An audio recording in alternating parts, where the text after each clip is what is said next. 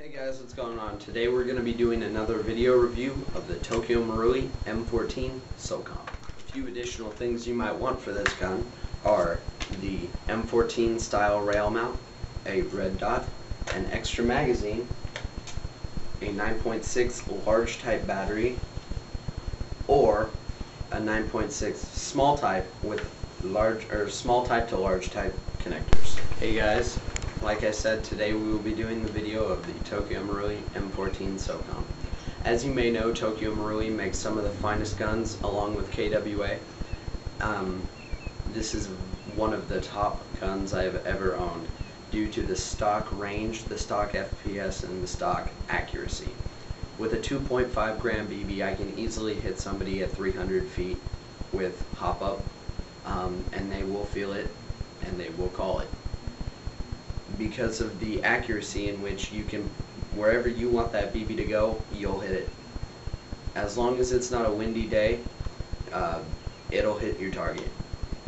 If it's windy, you might want to consider going into 2.7s, 2.8s, but remember, do not use 2.7 polymer biovals. I will go into that in a different video. As always, I will start from the rear and go to the front. In the back you have a metal butt plate which locks in the down position and it locks in the up position.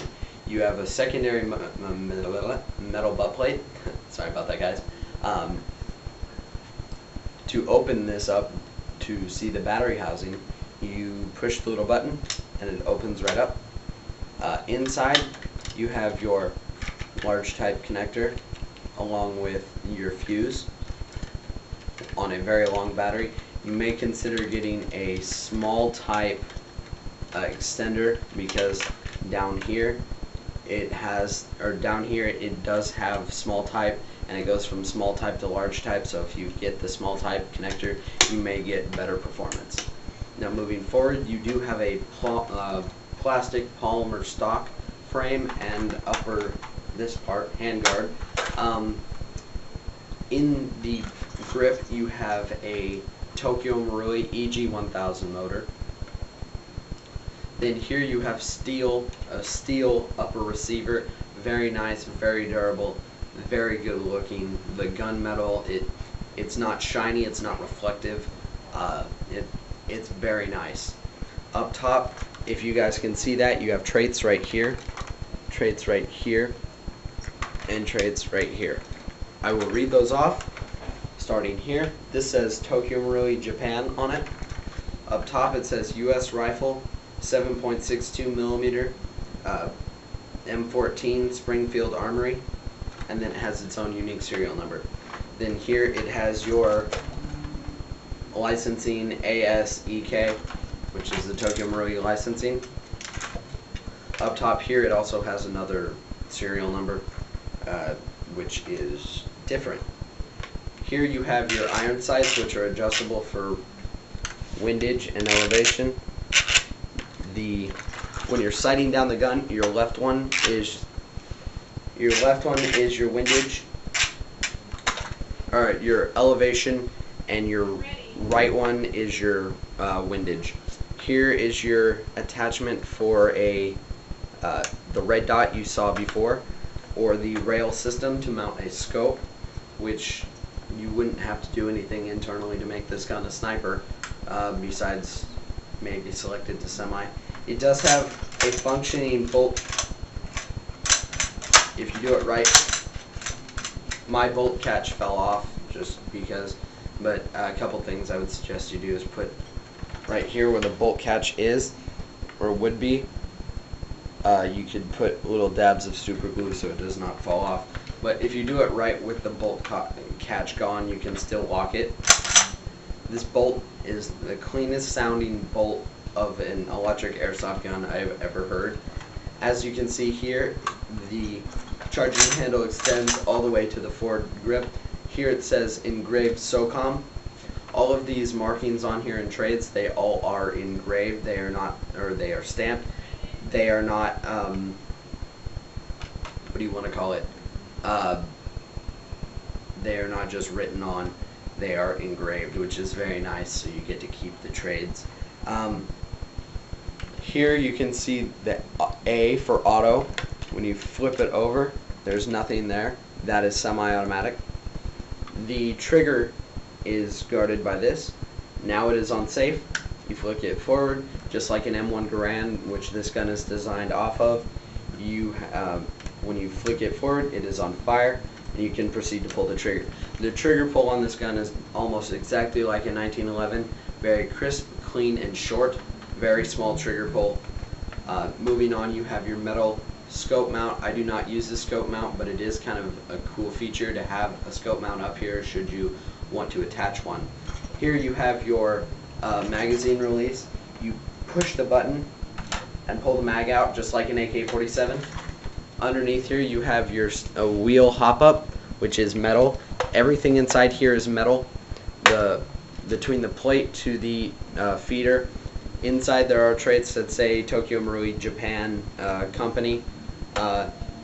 When you go, or it does say on there which way the hop-up is, but when you turn the wheel that way, that's adding hop. When you go that way, it's subtracting the hop. It is kind of hard to get used to the magazine style of loading when you're used to an M4 style gun like I am. Personally, real steel, I would prefer an M14 over an M4 any day due to the knockdown power and the fact that you only have to shoot someone one time and they'll be on the floor compared to an M4 where you might have to shoot them 2 or 3 times. The magazine capacity on the real steel gun would be a 20-round magazine. This holds somewhere around 350. This is a high cap.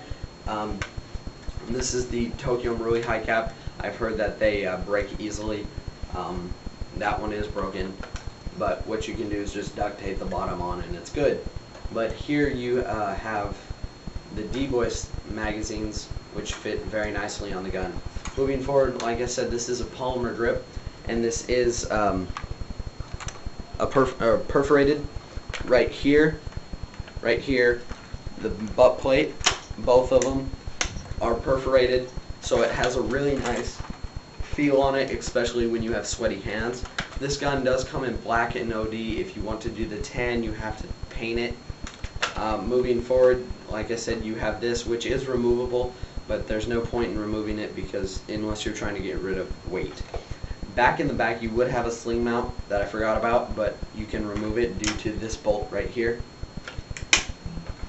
This sling mount's here. I would suggest getting the full stock style sling mount, or like the one that has like those bullets on it. That looks really cool.